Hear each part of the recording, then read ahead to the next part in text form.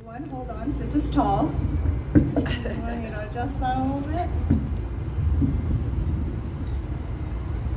Testing. All right, there we go. I'm going to present a piece I wrote in the form of spoken word. I wrote it today, so hopefully you guys enjoy it. Today, I sat comfortably inside a coffee shop and blankly stared at my computer screen. I got so lost in the empty space of my Word document. I have tried to write this piece over and over and over again. When I think it can't get much worse, it does, and I delete everything I had written and start over. Today, although my pages were empty, my mind is full of the images of my people, knees deep in human feces and sewage, begging for a safe space, crying to be heard, shouting to be saved, only to have that sewage they stood in be violently dyed red with the color of their blood. But in that red lies not only their bodies, but their dreams, aspirations, and their faith in humanity. Hello, my name is Husna Safi, and I wear that name with pride. No, I do not have a nickname, and yes, I will correct you when you mispronounce my name. For my name carries the entire history of my family. I wear it with pride, knowing my ancestors are watching me, knowing that my ancestors are protecting me, and that's why I stand here and I fight today to help protect those Afghans to come, as one day I'll be considered their ancestor. And I want them to feel as protected as I do. My parents fled Afghanistan with a single backpack. They hid in cars and rode on donkeys through uncharted mountains. They were trying to protect themselves from a future from a country that they loved, but was crumbling under the imperialist's thumb. They would tell us stories of our homeland, the smell of fresh baked bread in the market, the sight of colorful kites in the sky, of music playing and of people dancing. Afghanistan was full of life, it was full of love, it was progressive, it was passionate. My father tells me he still remembers the texture of the dirt beneath him as he touched the floors of his home for the very last time before leaving. And every time he speaks of his home, I can feel the pain in his chest as his eyes light up telling his kids about the Afghanistan he remembers. I remember being a kid. I'd roll my eyes at my dad. Okay, Padad, I'm sure you ran miles and miles escaping a war. I'm sure you only had one backpack. I'm sure you were piled and piled with peoples on a truck trying to leave. I sat there the other day and I watched the news. There were families fleeing with only a single backpack. Yes. There were families running after planes taking off. Families piled on top of each other in cars trying to leave. I don't know what is worse, watching Afghanistan's history be repeated or feeling the pain of my parents who are experiencing this loss for a second time. We are living our parents' traumatic experiences, but this time we experience it at a distance. When I see the news and they share images of people running for their lives, I don't see just people, I see my parents. When I see women being dragged out of their homes, being kidnapped and raped, I do not see just people, I see my parents. When I see fear in a little children's eyes, I don't see just people, I see my parents. And just because my people wear scarves on their heads does not mean you get to drop bombs at their feet. You're ruining their futures while these terrorists are celebrating your defeat. Afghanistan, I am so sorry. You feel abandoned, you feel abused, you feel silenced, you feel confused all over again. How can the world turn such a blind eye when children are being kidnapped and raped? Orphans are sleeping on the side of the road left to die. Tell me how you sleep so comfortably in your homes watching families beg and plead to leave a war zone. But listen to me now. This time, it's a little different. When my parents came to America, they didn't have a community waiting for them. They created that community for us. They preserved our Afghan culture in a foreign land. They preserved our native tongue and our language. They taught us how to cook kabli and how to eat it properly with our hands. And boy, did they tell us all the stories. Now those children who grew up listening to those stories, well, now we're grown. Now we're educated, and now we are ready to fight.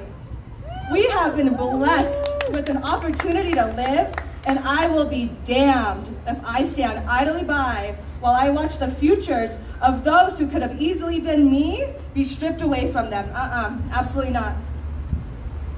Our families had stories to tell their children of the beauty of their home. But what should I tell my future children? Which Afghanistan do I get to tell my kids about? The one in which my family joyfully lived? The one I can't wait to visit and experience for myself? Full of poetry and music and art, hospitality and hope? Or do I tell them about the other Afghanistan? The one in which a terrorist group has taken hostage for a second time? Yep. We as Afghans are warriors of the world. They call Afghanistan the graveyard of empires. Afghans fought Genghis Khan. Afghans fought Alexander the Great, in which he famously quoted, "May God keep you away from the venom of the cobra, the teeth of the tiger, and the revenge of the Afghans." The Afghans fought the British, not once, not twice, but 3 times, and which brought us the famous painting, The Remnants of an Army, which shows the last British soldier toiling the last few miles to his safety, as the Afghans had spared his life so he could go deliver the message of the British defeats. Amidst the Afghans' fight with the Soviets, neighboring countries began to meddle, but when Western culture desensitized their citizens with movies and games that kill people who look like me for sport, when America monetized off killing people and stealing our land full of mountains and minerals, jewels and drugs, when members of Congress are invested millions of dollars of their own money into companies that promote war and violence, of course this war wasn't gonna stop.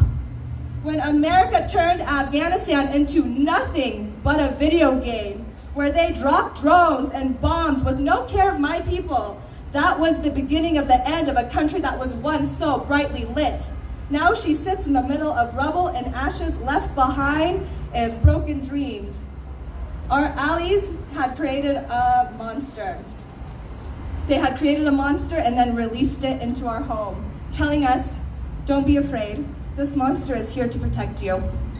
Only to witness the monster in which they funded and they armed bite the very hands that were feeding it.